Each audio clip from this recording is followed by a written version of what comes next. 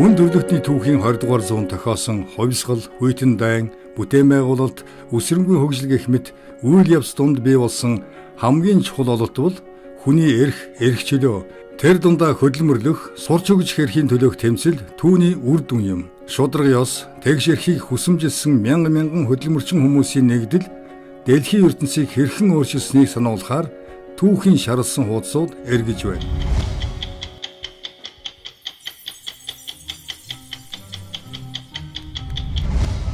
Аж үйлдвэрийн зуунд үйлдвэрийн эзний мүлжлэг, цаг наргүй хүнд хөдөлмөр, баялагын шудраг ус хуваарлтыг эсэргүүцсэн ажилчид нэгдэж анхны трейд юнион буюу үйлдвэрчний эвлэлийн эх үндсийг тавьжээ.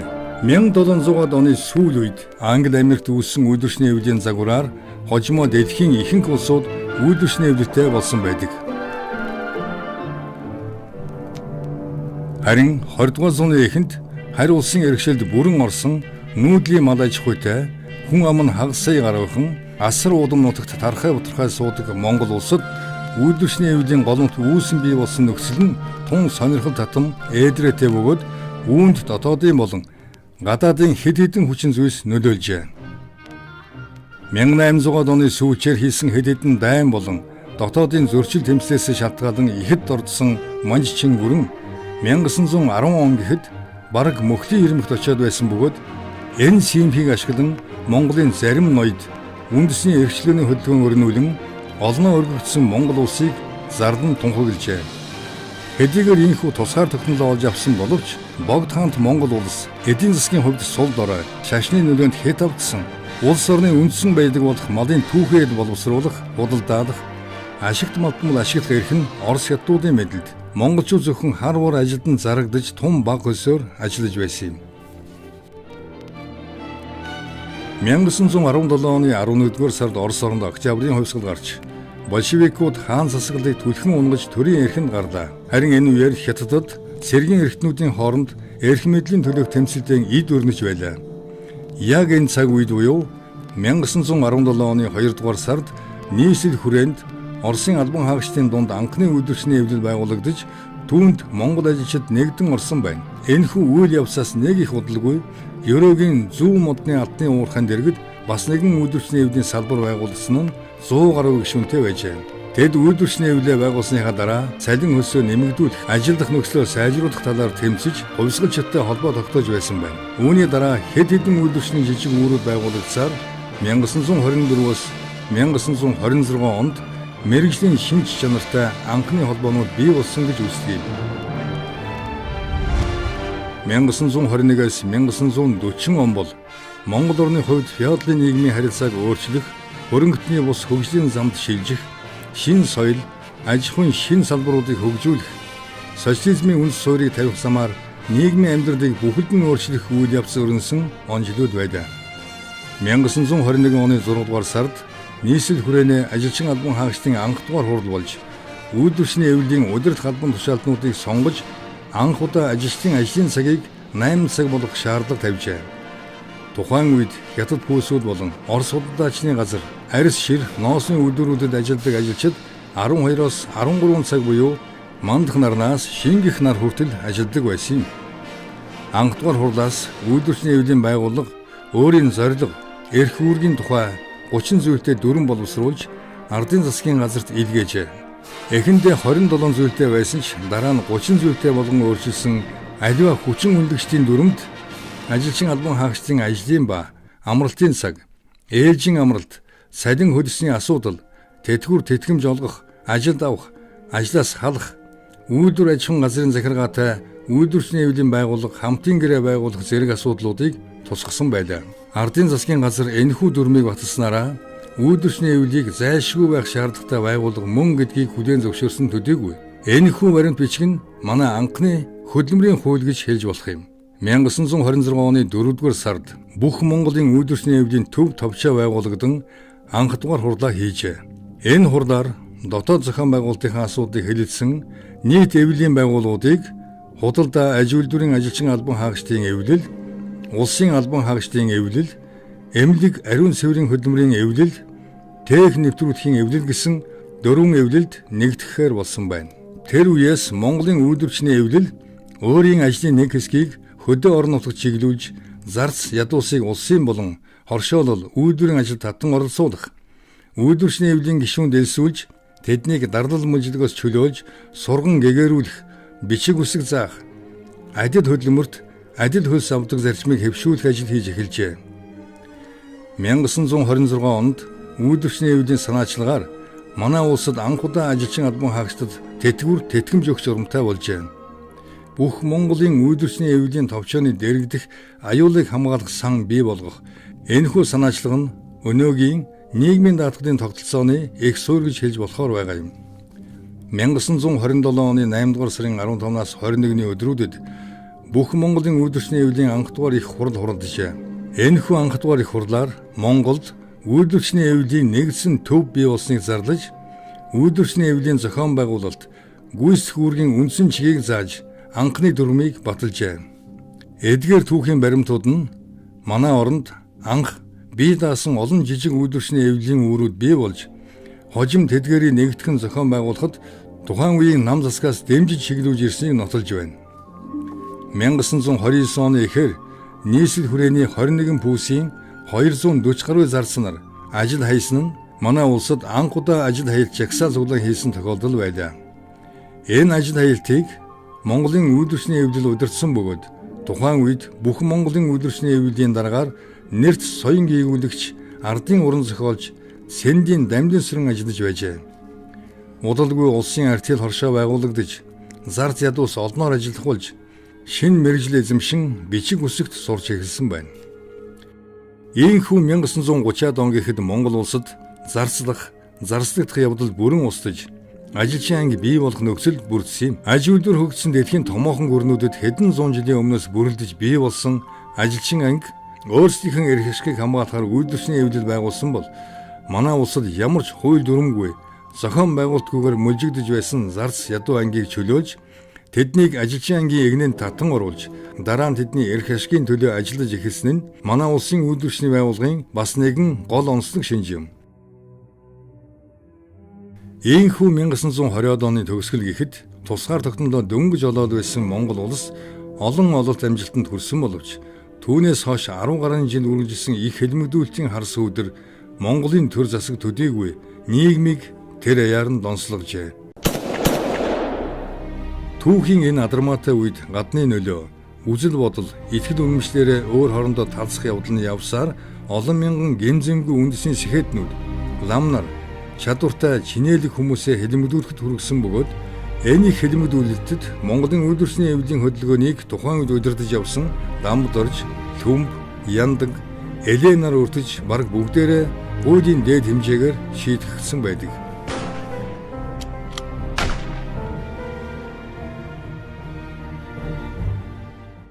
(1930-аад он гэхэд манай улсад төмрийн завууд, Монгол Оросын хувь нийлүүлсэн Монгол Транс, үйлдвэрлэлийн хоршоолол, ноос угаах үйлдвэр, аж үйлдвэрийн комбинат, модон завууд гэх мэт үйлдвэр аж ахуйн байгууллагууд бий болж, ажилчин ангийн тоо 6 дахин өссөн байжээ. 1931 онд зарц ядуусын анх дугаар их хурлаас зарц нарын үйлдвэрчний эвлэл байгуулагдаж, 1933 он гэхэд Монголын үйлдвэрчний эвлийн төв зөвлөл 6 салбартай 223 анхан шатны байгууллага 8500 гаруй гишүүнтэй болсон байлаа. Энэ үеэс ажилчдыг хуучин нийгмийн ойлголтоос салгаж, хөдөлмөрийн сахилга бат, хөдөлмөрийн үр өгөөжийг нэмэгдүүлэх ажлууд эрчимтэй хийгдэж эхэлсэн байна. Үүний тулд Монголын үйлдвэрчний эвлийн байгууллагаас хувьсгалт уралдаан, үйлдвэрлэлийн зөвлөгөө, нийгмийн гэрээ буюу одоогийнхоор хамтын гэрээ зэрэг үйлдвэрлэлийг удирдан явуулахад туслах чухал ажлууд санаачилсан байна. Мөн үйлдвэрчний эвлийн төв зөвлөл, шүүх яам, эрүүлийг хамгаалах яамны төлөөллөөс бүрдсэн хүчнийг хамгаалах төв хороо байгуулагдаж, ажил амралтын цаг, хөдөлмөр хамгаалал, хөдөлмөрийн нөхцөлийг сайжруулах зэрэг асуудалд төрийн нэрийн өмнөөс хяналт тавьдаг болжээ. Дөглөг сайхан өрөө тасалгаатай шинэ барь байшин барьж саяхан ашиглалтанд оруулснаар сонгины амралт нэгээлжинд олон зуун хүн амруулах боломжтой боллоо. Ажилчдын ажил амралтыг зохицуулах үүднээс үйлдвэрчний эвлийн санаачлагаар 1930-аад оноос эхлэн сонгин тэрэл зэрэг 10 гаруй томоохон амралтын газар, 1934 онд Хужирт, Мөн онд Улаанбаатар аршаан соёлд шалиулангийн пионерын цусан зэргийг байгуулж ажилчин албан хаагчид тэдний үр хүүхдийг амрааж байсан байна. Ийхүү үндэсний ажилчин ангийг бүрдүүлэхээс гадна хөдөлмөрийн болон үйлдвэрийн соёл, удирд гарга барилыг бий болгон төлөвшүүлэхэд үйлдвэрчний эвлийн байгууллага түүхэн үүрэг гүйцэтгэжээ.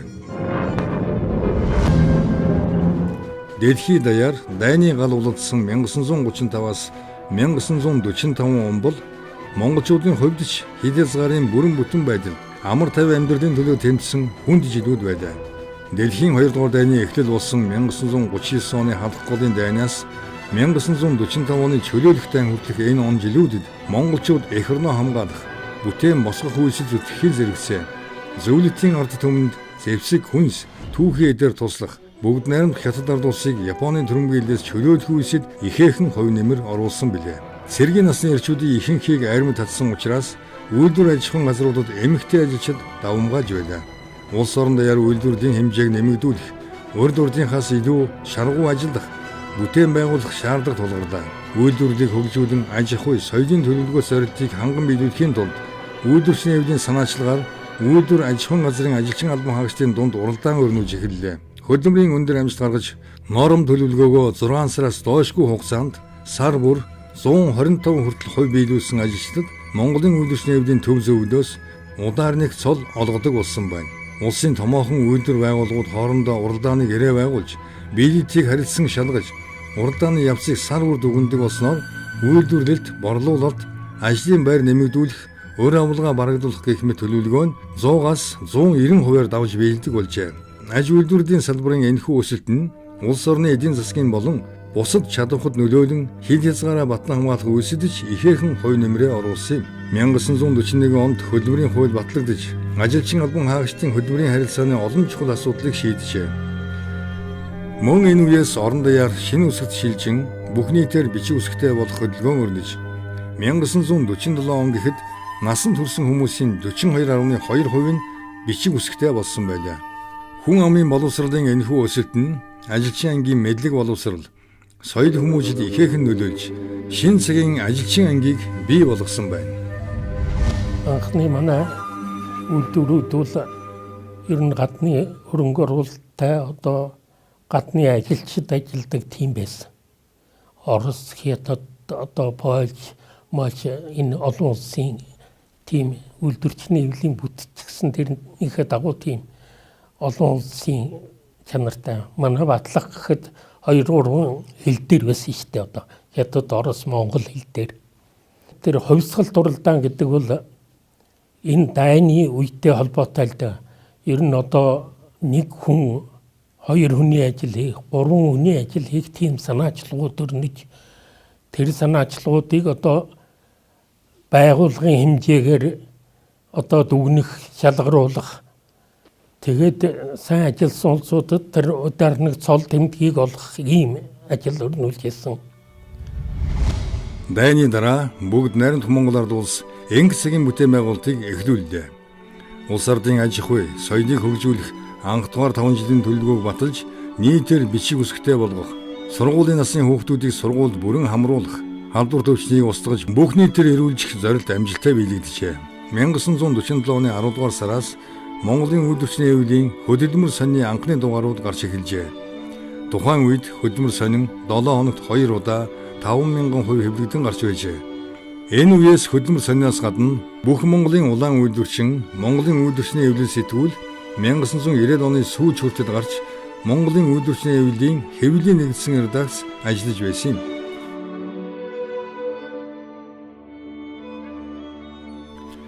1950-ад оны дунд гэхэд Монгол улс иргэний агаарын тээвэртэй болж 12 аймагт шинэ автобус байгуулан бүх аймгийн төвийг нийслэлтэй телефон шугамар холбосон байлаа.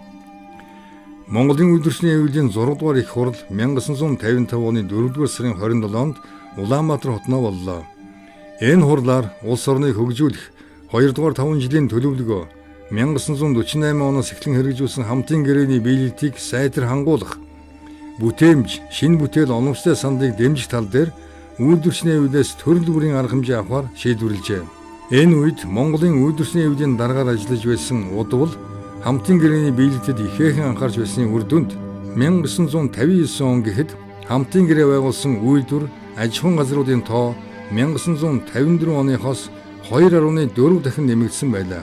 1959 онд тэтгэврийн хуулийг шинжилж, нас өгшрөх, тахир дутуу болох, тэжээгчээ алдахад улсын тэтгэвэр олох журмыг шинжлэн тогтоолоо. Анх удаа олон хүүхэд төрөөдөн өсгсөн эхчүүдийг алдарт их одонгоор шагнах, олон хүүхдийг эрүүл улсаас олох тэтгэврийг нэмэгдүүлэх арга хэмжээ авсан байна. Эмнэлэг соёлын газрыг олшруулах, эмч, эмнэлгийн мэргэжилтний хангамжийг сайжруулахын хамт хүн амыг эрүүлжүүлэх ажлыг орон даяар явуулсан нь эрүүл мэндийн салбарыг ихэд бэхжүүлжээ. 1959 оны 4-р сарын 27-оос 30-ны өдрүүдэд Бүгд найрамд Монгол Ард улсын үйлдвэрчний эвлүүдийн 7-р их хурал болж 84,000 гишүүнийг төлөөлсөн 490 гишүүн оролцжээ. Энэ хурлаас хүн бүр 2-оос 3 мэргэжил эзэмшиж, хоёулаа 3 хүний ажил хий ураа дэвшүүлэн Монголын үйлдвэрчний эвлэл үйл ажиллагаагаа гадаад оронд сурталчлахад анхаарах ёстой гэж үзжээ. Монголын үйлдвэрчний эвлэлийн гишүүд Профинтерний 4-р их хурлаас эхлэн бүх хурлууд болон зохион байгуулсан үйл ажиллагаанд идэвхтэй оролцох болж 1949 онд Дэлхийн үйлдвэрчний эвлэлийн холбоонд гишүүнээр элссэн байна. 1955 онд хуралдсан Монголын үйлдвэрчний эвлэлийн 6-р их хуралд зөвлөлт холбоод улс Хятад, Герман, Румыний үйлдвэрчний эвлэлийн төлөөлөгчид оролцож байжээ. Харин 1959 онд болсон 7-р их хуралд Дэлхийн үйлдвэрчний эвлэлийн холбооны төлөөлөгчдөөс гадна социалист 12 орны үйлдвэрчний эвлэлийн байгууллагын төлөөлөгчид оролцож байжээ. Монголын үйлдвэрчний эвлэлийн гадаад харилцаа ийхүү өргөцснөөр 1958 оноос зөвлөлтийн үйлдвэрчний эвлэлийн хөдөлгөөний дээд сургуульд мэргэжилтнүүдэд илгээн суралцуулдаг болжээ. 58 оноос эхлээд мэргэжлийн боловсон хүчнүүдийг бэлдэж эхэлсэн энэ үйл ажиллагаа нь бол зөвхөн тодорхой хэмжээндээ хязгаарлагдаагүй. Цаашдаа бодлогоор одоо энэ асуудлыг шийдэх ёстой гэж үзээд 1964 оноос эхлээд мэргэжлийн боловсон хүчнийг дотоод гадаадад одоо бэлтгэх үйлдвэрчний эвлэл бол ийм томоохон зорилт боловсон хүчний бодлогыг бариад явсан. 60 он гэхэд анх зөвлөлт холбоод улсад Ленинград хотод соёлын ажилтны одоо дээд сургуульд соёлын ажилтнуудаа бэлтгэх, лектор бэлтгэх ийм үйл ажиллагааг явуулж эхэлсэн байгаа. За тэрний дараа 64 онд Германд Бернау хотноо үйлдвэрчний эвлэлийн ажилтныг сургадаг, нийгмийн ухааны мэргэжлийг сургадаг ийм үйл ажиллагаа нь бол эхэлсэн. 1967 онд одоо хөдөлмөрийн дээд сургуульд, Москвагийн хөдөлмөрийн дээд сургуульд оюутан сургаж эхэлсэн. Гэт нийтдээ өнөөдөр 87 оны хүртэл хугацаанд миний ажилласан байх хугацааны гаргасан судалгаагаар бол 400 гаруй боловсон хүчнийг бол энэ сургуулиудаа сургаж боловсон хүчин одоо бэхжүүлж ажилласан ийм түүхэн уламжлал бий. Нөгөө талаас төрийн нэлийн олон үүрэг функцийг тэр үед үйлдвэрчний эвлэл бас өөртөө эрхэлж ийсэн. Энэ бол хөдөлмөр хамгааллын төрийн нийгмийн даатгалтын бүх үйлчилгээ. Тэгэхээр аргагүй энд бол болсон хүчин бэлтгэх гэж томоохон одоо төрд одоо улс орны хөгжил томоохон үүрэг гүйцэтгсэн гэж үздэг. 1960 онд Бүгд найрамд Монгол Ард улсын ардын их хурлаас үндсэн хуулийг өөрчлөн баталж, улсын нийгмийн даатгалын бодлого зарчмыг боловсронгуй болгон баталжээ. Ингэснээр Монгол улсын иргэд хөгшрөх, өвдөх, хөдөлмөрийн чадвар алдах, тэжээгчээ алдахад улсаас тусламж авах эрхтэй болжээ. Мөн эмнэлгийн тусламж үйлчлэгийг үн төлбөргүй авахыг хуульчилжээ. Түүнчлэн энэ үндсэн хуулиар Монголын үйлдвэрчний эвлэл нь төв зөвлөлөөрөө уламжлан хууль санаачлах эрхтэй болжээ. Энэ үеэс эхлэн нам төрийн бодлого хөдөлмөрийн бүтээмжийг нэмэгдүүлэх замаар аж үйлдвэрийн бүтээгдэхүүний өсөлтийг нэмэгдүүлэхэд чиглэж энэ ажилд хөдөлмөрчдийг зохион байгуулж идэвхтэй оролцуулах үүргийг Монголын үйлдвэрчний эвлэлийн төв зөвлөлд хариуцуулсан байна. Энэ үүргийг хэрэгжүүлэх гол хөшүүрэг нь социалист уралдаан байлаа.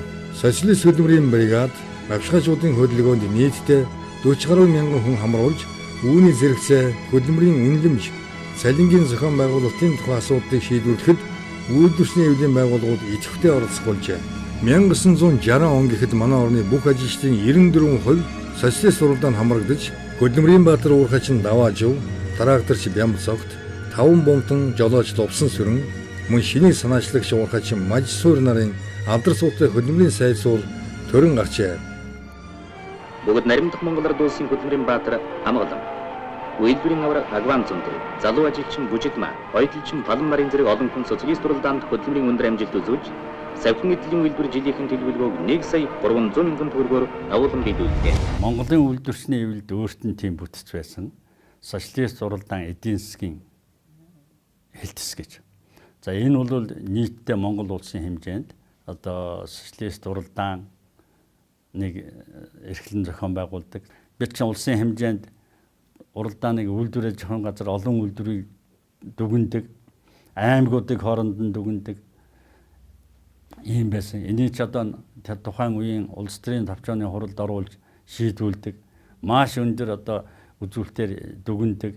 Одоо хаана хэн ямар юу байна гэдгийг ажилтан биднүүд, манай ажилтнууд ичээд их сайн ажилдаг. Манай ажлыг нэг намын төвхөрө шалгаж үзсэн юм л да. Тэгээд төв зөвлийн социалист уралдаан үйлдвэрлэлийн төмний хэлцэл жижигхэн статистикийн газар болсон байна гэж шүүмжилж байсан. Тухайн үедээ шүүмжилсэн боловч бид одоо бахархдаг. Ягаад гэвэл бидэнд статистиктэй тийм тоо баримтууд байсан. 1966-аас 1970 онд манай орны хүн амын нийгмийн хэрэглээ 24.6%, ажилчин албан хаагчдын дундад салин 9.3% нэмэгдэжээ. Үйлдвэрчний хэвлэлийн байгууллагуудын санаачлагаар өндөр настан тахир дутуу бологсод дэжээгшээ алдагсдад олгосон тэтгэврийн тэтгэмж 56% нэмэгдсэн байна. Ийхүү улс орны бүтээн байгуулалт хөгжлийн он жилүүдэд үйлдвэрчний хэвлэлийн үүрэг оролцоог үнэлж 1967 онд бүгд наримт Монгол Ард улсын сайд нарын зөвлөлийн шийдвэрээр Монголын үйлдвэрчний хэвлэлийг хөдөлмөрийн гавьяаны улаан төвийн одонгоор шагнажээ. 1971 онд Монголын үйлдвэрчний хэвлэлийн 10 дугаар их хурал хуралдахад гишүүдийн тоо 220 мянга хүрсэн байлаа. Улс орныг хөгжүүлэх 4-5 дугаар 5 жилийн төлөвлөгөөний дагуу улс орны нийгмийн эдийн засгийн хөгжилд шийдвэрлэх нөлөө өгөхий Эрдэнэт, Дархан, Бор өндөр, Багнуур хотууд байгуулагдлаа. Аж үйлдвэр нийгмийн салбарт гарсан эдгээр дэвшил нь үйлдвэрлэлд шинжлэх ухааны техникийн ололт, шин санаачлаг тэргуун туршлагыг нэвтрүүлэх болж энэ хэрээр Монголын үйлдвэрчний хэвлэлийн өмнө ажилчдын соёл техникийн мэдлэг дээшлүүлэх, ажлын нормыг байнга шинжилж үйлдвэрлэлд нэвтрүүлэх, салин хөлсний зохион байгуулалтыг боловсронгуй болгож хөдөлмөрийн бүтээмжийг дээшлүүлэх шаардлага тулгарч байлаа. 1974 онд бүгд наримт Монгол Ард улсын ардын их хурлын тэргүүлэгчдийн зарилгаар Монголын үйлдвэрчний хэвлэлийн хорооны эрхийн дүрэн батлагдсанаар тухайн үеийн үйлдвэрчний хэвлэлийн үйл ажиллагааны хууль эрх зүйн үндэс бүрджээ. Хөдөлмөрийн хууль шинжлэгдэн батлагдаж хөдөө аж ахуйн нэгдлийн гишүүд Монголын үйлдвэрчний хэвлэлд олноороо элсэх болсноор түүний нийгмийн бааз улам өргөжин албан ёсоор Монголын нийгмийн нөлөө өгөхийг хүчин гэгдэх болжээ. Тэгэхээр үйлдвэрчний хэвлэл бол энэ одоо хууль тогтоомжийн дагуу ер нь ажилчдын, ажилчин албан хаагчдын нийгэм эдийн засгийн эрх ашиг хамгаалалттай холбогдсон бүх асуудалд үйлдвэрчин бол оролцох, үүрэгтэй оролцож байх одоо эрхтэй. Төрөөс байгуулагдсан баталчихсан тэр хууль биш, хөдөлмөрийн хууль, хорооны эрхийн дүрм. Тэр хүрээндээ л ажиллаж байх юм бол хинч тэрүүнд чи буруу юм хийлээ, чи ийм юм л гэх юм байхгүй. Тийм учраас одоо ерөөсөө тэр үед үйлдвэрчний хэвлэл юу хийж ясныг мэдэхгүй болсод юм уу? Ер нь одоо манай нэг шүүмжилэгчд байна шүү дээ. Социализм юм бол цөмөрөө болохгүй байсан юм шиг ярьдаг болсон чинь үйлдвэрчин бол одоо намын хавсраг байсан, ямар ч эрх мэдлэг байсан. Тийм юм байхгүй. Би түрүүн нэг жишээ хэллээ шүү дээ. Тэр ухаанд төмрийн завгуудыг ухаанд хаалаа. Тодорхой үйлдвэрийн газруудаа нэг цех байна. Тэр цехт хөдөлмөрийн одоо хууль дүрмийг удаа зөрчөөд арга хэмжээ авааг бол тэрийг хаах хэрэгтэй. Одоо хоног хугацаа төдий хоногийн дотор та нар энийг засгаж. Энэ үчи ер нь тэр намын байгууллага тэр ийм байгууллага оролцох юм ерөөсөй байхгүй. Монголын үйлдвэрчний хэвлэлийн 11-р их хурал 1977 оны 5 дугаар сард хуралдсан бөгөөд хурлын нээлтэн дээр Монголын үйлдвэрчний хэвлэлийг Сүхбаатарын одонгоор шагнажээ. 1975 онд бүх холбоотын үйлдвэрчний хэвлэлийн төв зөвлөлөөс Монголын хөдөлмөрчдөд барьж бэлгэлсэн Монголын үйлдвэрчний хэвлэлийн соёлын төв урд нь нээгсэн нь үйлдвэрчний хэвлэлийн соёл хүмүүжлийн ажлын материалын базыг үлэмж өргөтгөжээ. Орчин үеийн техникээр хоногдсон энэ ордон манай хөдөлмөрчид түүний өсвөрийнхнийг социалист коммунист ясвартун пролетарийн интернационализмын үсэснээр хүмүүжүүлэхэд өргөн боломжийг өгөх болно. Хөдөлмөрийн хүний төлөө 100 жил 1980-ад оны дундаас эхлэн төр засгаас өнгөрсөн хугацаанд улс орныг хөгжүүлэхэд баримтаж ирсэн бодлого арга барилаа дүгнэж өөрчлөн шинжлэх зорилго тавих болжээ. Үүнд зөвлөлт социалист бүгд найрамд холбоот улсад хүчээ аван эрчимтэй өрнсөн глобалчлал, өөрчлөн байгуулалтын үзэл санаа, эдийн засгийн харилцан тусалцах зөвлөлийн орнуудын хамтын ажиллагааны бодлого зэрэг ихэд нөлөөлсөн байна. 1987 оны 5 дугаар сард Монголын үйлдвэрчний аюулын 13 дугаар их хурд хуралджээ. Энэ онд Монгол улсад үйлдвэрчний аюулын хөдөлгөөн бий болсны 60 жилийн ой тохиосон юм. Монгол улсад ажилчин анги үүсэж, тэрхүү хөдөлмөрчин хүний эрхийн төлөө тэмцэх үйлдвэрчний аюулын байгууллага бий болоод нэгэн 60 өнгөрөхөд үйлдвэрчний аюулын гишүүдийн тоо 576 мянга болсон байлаа. Энэ үеэс эхлэн бий болгосон хөдөлмөрийн соёл хүмүүстэй залуу үедээ өвлүүлэх хөдөлгөөн өрнөж, хөдөлмөрийн сайжууд ахмад хүмүүс зэрэг 50 гаруй мянган тэргүүний хүмүүс халамжлан хүмүүжүүлэгчээр ажиллаж, ажилчин мачны залуу халааг бэлтгэж байлаа. Ийхүү социализмын бүтээн байгуулалтын жилүүдэд Монголын үйлдвэрчний аюулын байгууллага хөдөлмөр хамгааллын төрийн хяналт, нийгмийн даатгал, амралт соёлыг зохион байгуулах, шинэ бүтээл, тэргуун туршлагын хөдөлгөөнийг өрнүүлэх зэрэг төрийн үүргийг гүйцэтгэх ажил түлхүү анхаарч ажиллахын зэрэгцээ өөрийн үндсэн үүрэг болох хөдөлмөрийн харилцааны зохицуулалтыг боловсронгуй болгох, хөдөлмөрчдийн эрх ашигыг хамгаалах, тэдний хөдөлмөр цалин хөлс, аж байдлын нөхцөлийг сайжруулах, хөдөлмөрлөх урам зоригийг сэргээж урамшуулах, соёл, нийтийн биеийн тамирын үйлчлэгээ үзүүлэх зэргээр нийгмийн өргөн хүрээнд ажиллаж байсан юм.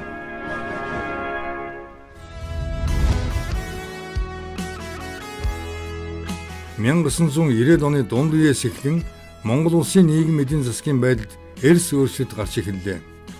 Зөвлөлт холбоот улсаас үзүүлж байсан зээл тусам зогсож, тэр үеийн социалист орнуудад хийж байсан экспортын хэмжээ эрс буурлаа.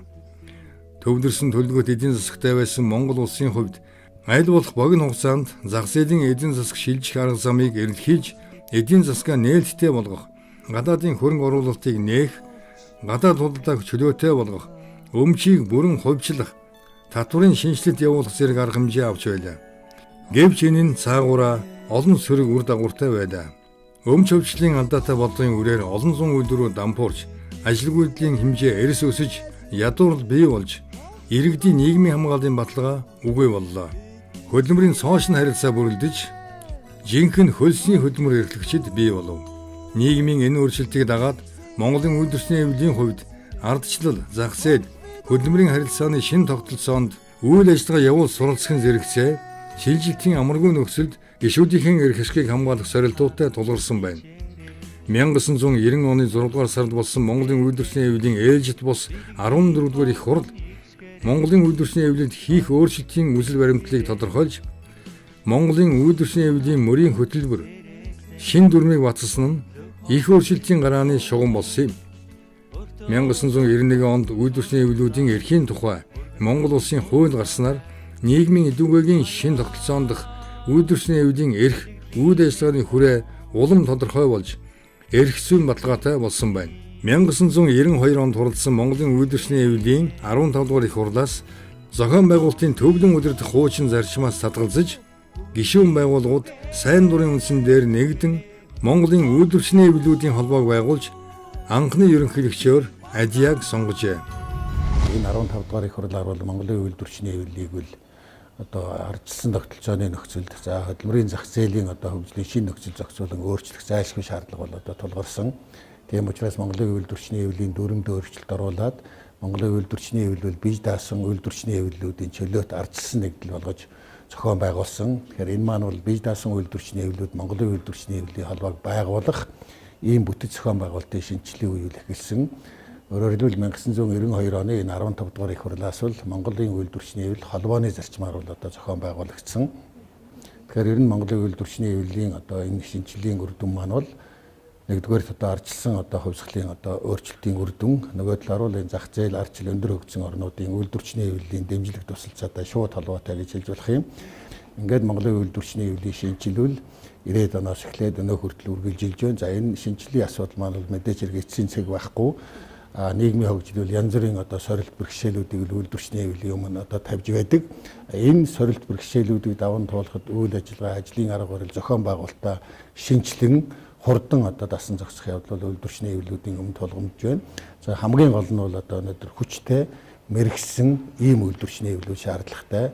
Өөрөөр хэлбэл хүчтэй ийм мэрэгсэн үйлдвэрчний аюулууд бол тодорхой мэрэгжлийн ажил хэсгийн хөдөлмөрийн үнэлэмжийг сайжруулах, хөдөлмөрийн нөхцөлийг ахиулах, за мөн хөдөлмөрийн янз бүрийн маргаан зөрчил гарсан үеч суурхай зохицуулах ийм чадвартай байдаг. Тийм учраас өнөөдөр үйлдвэрчний аюулын шинжилгээ үргэлжилж байна. За манай холбоог бүрдүүлж байгаа бие даасан үйлдвэрчний хэвлэл болгоны шинжилгээ эсвэл Монголын үйлдвэрчний хэвлэлийн холбооны шинжил хамаарна гэдгийг бид харин энэ ой мосхон дээр маш гүнзгий одоо ухамсарлаж ажиллах шаардлагатай байна. 1993 оноос үндэсний 3 тат нийгмийн зөвшөлтийн хэлэлцээр хийх болж нийгмийн даатгал, амралт, совилал, хөдөлмөр хамгаалал, хөдөлмөрийн хяналт, соёлын зэрэг, чиг үүргээ засгийн газар шилжүүлэн гишүүдийн эрх ашигыг хамгаалах, төлөөлөх, төрөлх үүргээ дагнан хэрэгжүүлэх болсон байна.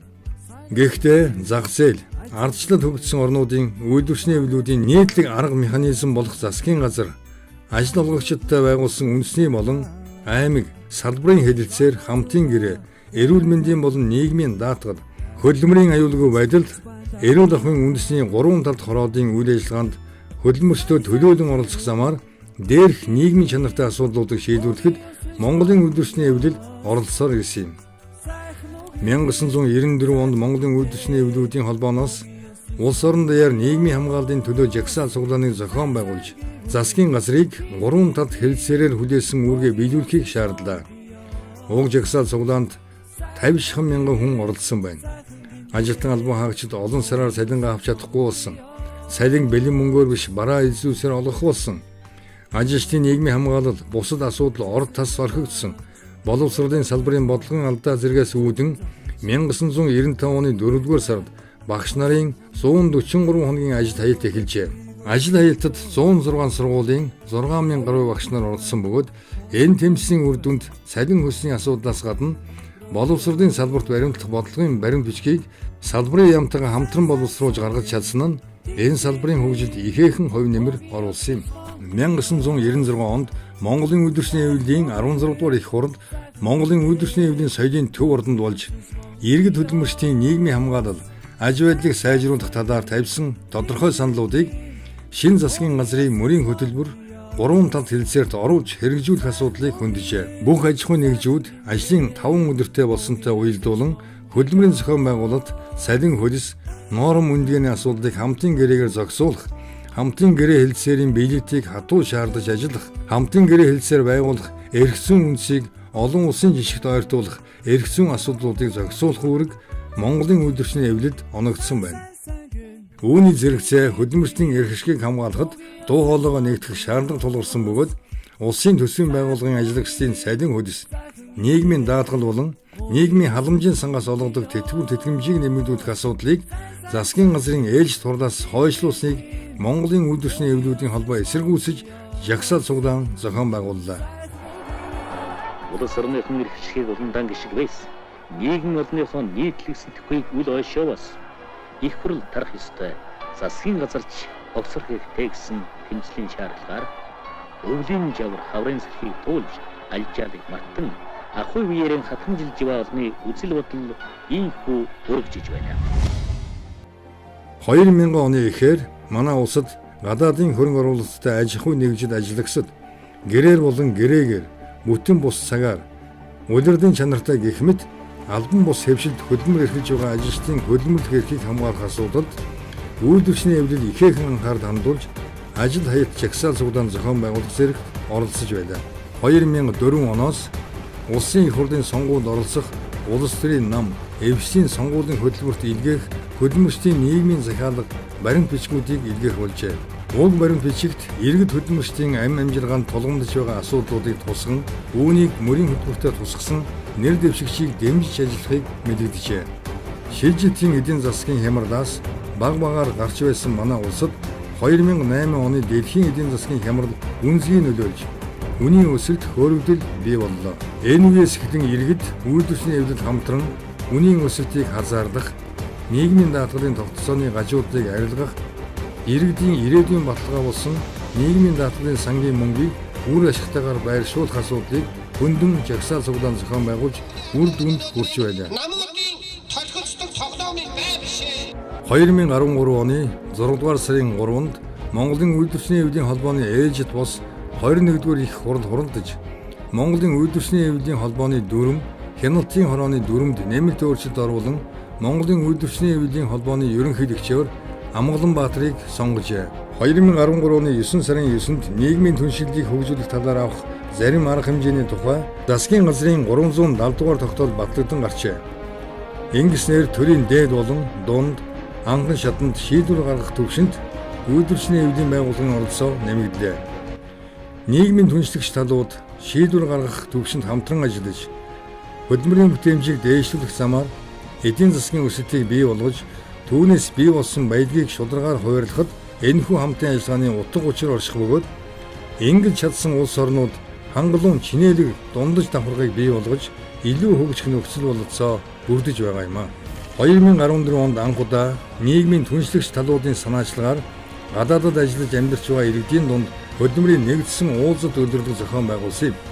Иймхүү манай улсад хэрэгжүүлсэн нийгмийн түншлэлийг олон улсын хөдөлмөрийн байгууллагын 103 дугаар их хурал дээр Аз номхон далайн бүстэй загвар нийгмийн түншлэл болжээ гэж сайшаасан юм.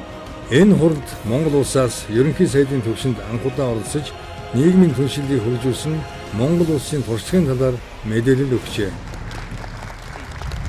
Энэ одоо амжилттай сайшин багтуулж бид нэр дараагийн одоо засгийн газар ажил олгогч нартайгаа бол ажилчдынхаа, гишүүдийнхаа салин хөлс, нийгмийн хамгааллыг сайжруулах, компани үр ашгийг сайжруулах, байгууллагын үйл ажиллагааг бол одоо дээш нь татахад ажил олгогч ажилтны одоо харилцан ойлголцол нийгмийн түншлэлийн олон талт арга хэмжээ бол одоо өсөх юм аа.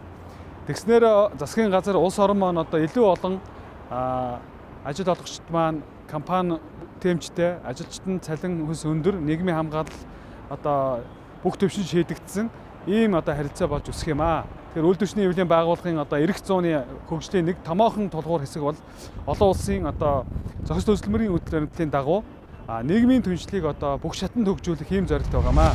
Өнөөдөр Монголын үйлдвэрчний эвлүүдийн холбоо нь 450 гаруй мянган гишүүдийг нэгтгэсэн ажил мэргэжил салбарын үйлдвэрчний эвлийн 14 холбоо, аймаг, нийслэл, нутаг дэвсгэрийн 22 холбооноос бүрдсэн хөдөлмөрчдийн томоохон байгууллага хэвээр байна. Монголын үйлдвэрчний эвлэл үндсэн зорилтыг хэрэгжүүлэхийн хамт иргэд хөдөлмөрчдөд нийгмийн дэмжлэг үзүүлэх өргөн үйл ажиллагаа явуулж, дэргэдээ хөдөлмөр нийгмийн харилцааны зээл сургууль, Монголын үйлдвэрчний эвлийн соёлын төв ордон, хөдөлмөр сургалт судалгааны төв, үйлдвэрлэл үйлчлэгээний төв, сонгон амар соёлын газар, альфа зочид буудал, хөдөлмөр сонин зэрэг харьяа газруудыг ажиллуулж байна.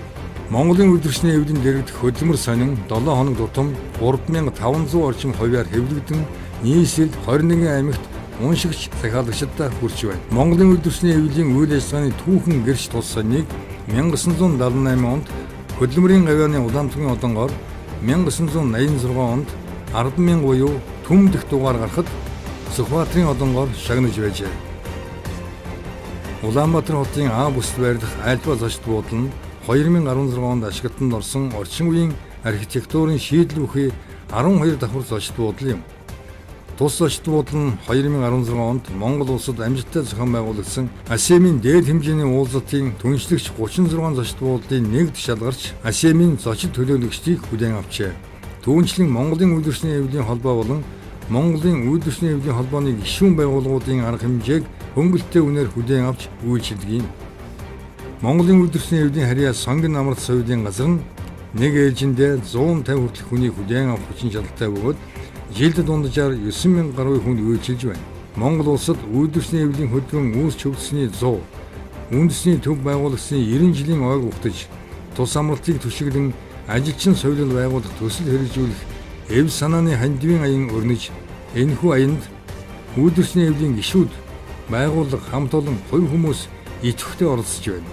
Монголын үйлдвэрчний эвлийн соёлын төв ордны хамт олон Монголын үйлдвэрчний эвлийн бүх шатны байгууллага, гишүүд идэвхтэн сонгуультан болон иргэд хөдөлмөрчдийн оюун санаа, бие бэлдрийн хөгжил, соёлын эрэлт хэрэгцээнд нийцсэн чөлөө засаг, соёл урлаг, спортын төрөл бүрийн ажил үйлчлэгээ үзүүлэх, авиаснуудыг нээн илрүүлэх, хөгжүүлэх, уран сайхан гоо зүйн боловсрол хүмүүжил олгох, ажиллаж амьдрах арга ухаан сургах, соёл урлагийн бүтээл, биеийн тамирыг нийтийн хүртээл болгох, чанар хүртээмжийг дээшлүүлэх чиг үүрэгтэйгээр ажиллаж давхарсан тоогоор 20 гаруй сая хүнд үйлчилсэн байна. Монголын үйлдвэрчний эвлэл нь гишүүдийнхэн эрх ашгийг хамгаалах чиг үүргээ нэн тэргүүнд хэрэгжүүлэхин зэрэгцээ нийт хөдөлмөрийн хүмүүс, ажилгүй иргэд, тэтгэвэр тэтгэмж авагчдын ашиг сонирхлын асуудлуудыг төр засаг, нийгмийн түншүүддээ тавьж шийдвэрлэх зэргээр нийгмийн өргөн хүрээнд үйл ажиллагаа явуулж байна.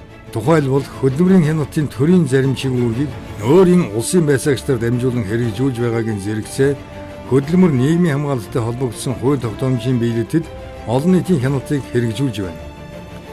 Түүнчлэн хөдөлмөрийн харилцаанд гарсан маргааныг шийдвэрлэхэд оролцсон хөдөлмөр дэх эрхтэй холбогдсон асуудлаар гишүүдэд үн төлбөргүй хууль зүйн зөвлөгөө өмгөөлийн тусалцаа үзүүлж байна. Хууль зүйн зөвлөгөө авах төв байгуулагдсанаас хойш 10 гаруй жилийн хугацаанд 20 гаруй мянган хүн зөвлөгөө өгч үйлчилснээс гадна өмгөөлийн үйлчлэгийг үн төлбөргүй үзүүлж шүүхэд хандсан нийт хэргийн 98%-ийг амжилттай шийдүүлж байна.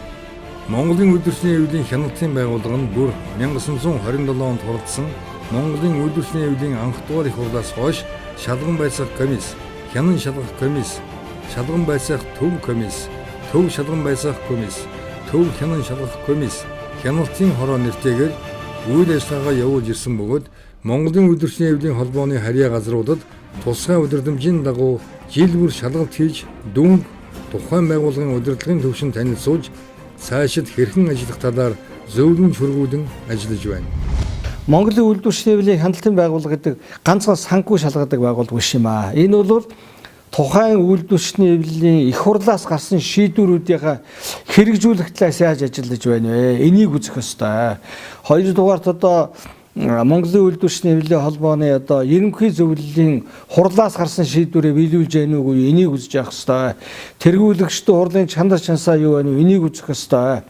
Тэгэхээр бидний үүрэг зорилго бол одоо ерөөсөө Монголын үйлдвэрчний эвлэл байгаа тэр гишүүдийн өгсөн татвар маань гишүүдтэй эргэж яаж тэрнийхэн төлөө ажиллаж байна уу гэдгийг шалах ийм шаардлага зайлшгүй гарч байгаа. Энийг дөрмээрээ зохицуулна. Хэдүүгээр Монголын үйлдвэрчний эвлийн холбооны гадаад харилцаа өргөжиж бүх хятадын ажилчны ерөнхий эвлэл, өөр Монголын өөртөө засах орны ажилчны ерөнхий эвлэл болон Оросын бие даасан үйлдвэрчний эвлийн холбоо, Бурятын үйлдвэрчний эвлийн байгууллагатай уламжлалт, найрсаг хамтын ажиллагаагаа шинэ түвшинд гаргаж улам гүнзгийрүүлэн олон улсын хөдөлмөрийн байгууллага, олон улсын үйлдвэрчний эвлийн хөдөлгөөний төвшөнд мөн түншлэн бүс нутгийн хэмжээнд нэг нэгнээ дэмжин хамтран ажиллаж байна. 2016 онд Монгол улсад ASEAN буюу Ази Европын орнуудын төрийн тэргүүнүүдийн дээд хэмжээний 11 уулзалтын хүрээнд анх удаа хөдөлмөрийн чуулганыг зохион байгуулж дэлхийн 20 гаруй орны төлөөлөлд оролцож хөдөлмөр дэх эрхийн тулгамдж байгаа асуудлаар санал солилцжээ. Мөн ASEAN-ийн Ази Европын ард түмний чуулганы хүрээнд зохистой хөдөлмөр нийгмийн хамгааллын салбар хуралдааны зохион байгуулж Монголын үйлдвэрчний эвлийн холбооны аймаг нийслэлийн 100 төлөөлөлд оролцлоо. Ийхүү нэгэн зууны тэртээд харанхуй хасрагдсан Монгол оронд дэлхийн чиг хандлагын нөлөөгөөр бий болж байсан үйлдвэрчний эвлийн хөдөлгөөн үндэсний ажилчин ангитай аж үйлдвэрчсэн социалист орныг бүтээн байгуулалтсаж шинэ нийгэмдж хүний эрхийг дээдлэх хамгаалах үйлсийг зүтгэж орчин цагт дэлхийн чиг хандлагатай хөл нийлүүлэн түүнийг түүчээр мандайлсаар түүхт 100 жилийнхээ ойн босгон дээр ирлээ.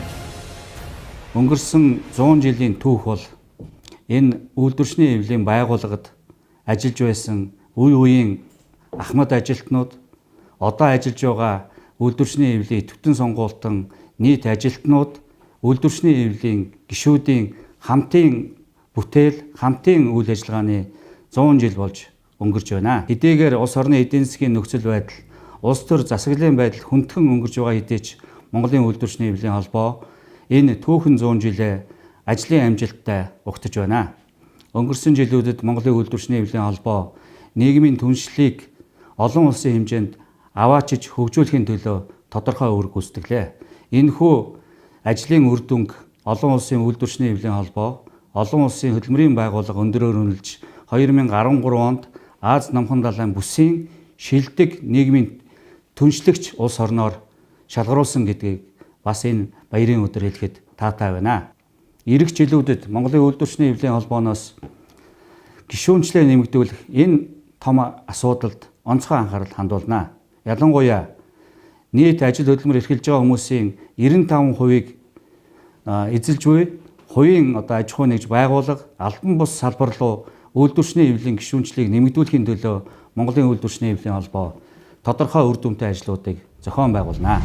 Монголын үйлдвэрчний эвлийн холбоо нь олон улсын хэмжээнд гарч буй хөдөлмөрийн харилцааны бодлого шийдвэр тусгуулах, гарсан шийдвэр зорилтыг улс орны төвшөнд хэрэгжүүлэхэд өөрийн байгууллагын бодлого шийдвэр тусгах замаар нийгмийн түншлэл дээр суурилсан зохистой хөдөлмөр, тогтвортой хөгжлийн шалгуур үзүүлэлтүүдийг бүрэн хангасан сайн хөдөлмөр нийгмийн харилцааг бий болгоход өөрийн хувь нэмрийг оруулсаар байна.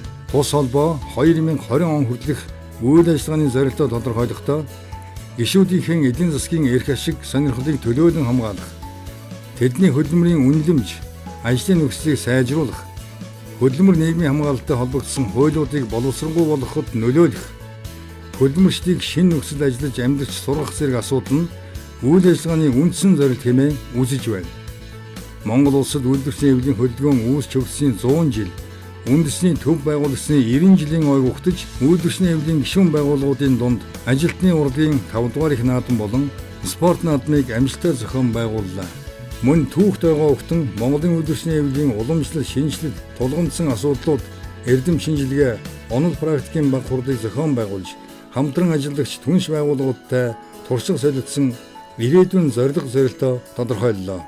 Шинэ зуунд дэлхийн даяарчлалын нөлөөгөөр улс орнуудын нийгмийн амьдралд олон өөрчлөлт гарч, нийгмийн гол хөдөлгөгч хүч нь үйлдвэрлэл байсан бол өдгөө үйлчлэгээний салбар болон өөрчлөгдөж, үүнийг дагаад үйлдвэрчлийн эвлийн байгууллагуудын шиг хандлагч өөрчлөгдөж байна.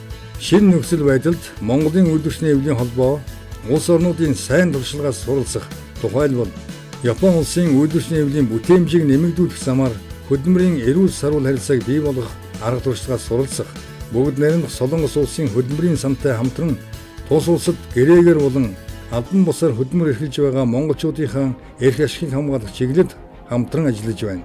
Мөн олон улсын хөдөлмөрийн байгууллагатай хамтран тогтвортой хөгжлийн зорилго болон зохистой хөдөлмөрийн шалгуур үзүүлэлтүүдийг хангуулахад үйлдвэрчлийн эвлийн байгууллагуудаас хэрэгжүүлэх үйл ажиллагааны төлөвлөгөөг батлан зохистой хөдөлмөр, тогтвортой хөгжлийн зорилтыг Монголын үйлдвэрчлийн эвлийн холбооны их хурлын бодлого, зорилгод тусгуулах, засгийн газар, Монголын үйлдвэрчлийн эвлийн холбоо, ажил олгогч эзэсийн холбоотой хамтран 3 талд зөвлөлдөх хороог байгуулах зэрэг арга хэмжээг зохион байгуулахаар төлөвлөж байна. Ийхүү шинэ зуун, шинэ мянганд дэлхийн үйлдвэрчлийн эвлийн хөгжлийн чиг хандлага, зорилттой Монголын үйлдвэрчлийн эвлэл хөл нийлүүлэн алхаж, ирээдүйдээ ихтгэл төгс урам зоригтойгоор ирэх зууны шинэ түүхээ эхлүүлж байна. Ирэх зууны шинэ түүхийн цагаан цаасан дээр гэрэл түүхээ бичигдэх өнөөгийн Монголын үйлдвэрчлийн эвлийн ажилтан албан хаагчид, мянган гишүүд, дэмжигчдийн эв нэгдэл үеийн үед мандан мадарч байх болтугай.